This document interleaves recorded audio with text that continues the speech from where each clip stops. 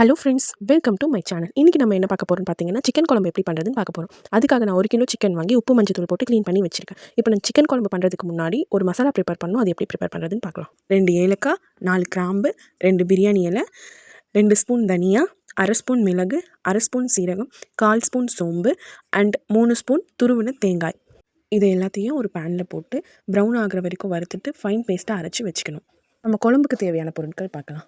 3 வெங்காயம், 2 தக்காளி, 1/4 ஸ்பூன் மஞ்சத்தூள், 1 ஸ்பூன் மிளகாய்த்தூள், 1/2 ஸ்பூன் கரம் மசாலா தூள், 1/2 ஸ்பூன் சிக்கன் குழம்பு மசாலா, 6 ஸ்பூன் எண்ணெய், தேவையான அளவு உப்பு, மல்லி, புதினா. வாங்க எப்படி குழம்பு பண்ணுறதுன்னு பார்க்கலாம்.